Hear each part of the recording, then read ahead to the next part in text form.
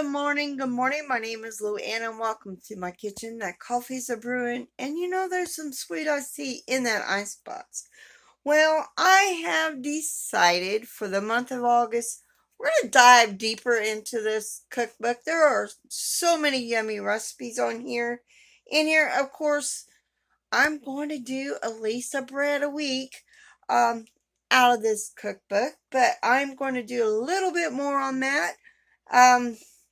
So I'm going to make, today we are going to make caroling coleslaw. And I do believe this says it would keep in the fridge for a couple of weeks. Well, let me double check. Yeah, it would keep well in the fridge for 2 weeks. So that is the first thing I'm going to make. At least for this week. So let me turn the camera around. Let me show you. So the first thing we need to do is I got a cup of sugar. I'm going to add a cup of vinegar. It doesn't say what type of vinegar. I'm using apple. I'm going to add a teaspoon of salt, a teaspoon of ground mustard, and a teaspoon of celery seed to this. Also adding 2/3 cup of, it says corn oil, but I got canola oil. So we're going to mix this up and then we're going to bring it to a boil. Now we need to let this cool thoroughly before we put it on our cabbage.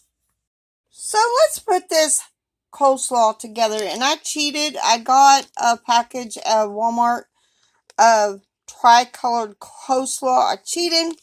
But if you don't and you have cabbages to harvest, you can use that. Or you find a great deal on cabbage. So anyway, I'm going to add a diced onion and a diced pepper. And those are those little mini peppers, by the way.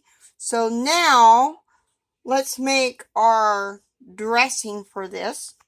Now that our dressing has cooled, I'm going to go ahead and pour it over our salad, our cabbage and the carrots and all that good stuff. So, and then I'm going to mix that in, and then I'm going to put that in the fridge. You can leave it up for 2 weeks. At least that's what the recipe says, but I personally wouldn't do it. So I'm going to mix this up and set it aside because this will be part of our supper tonight.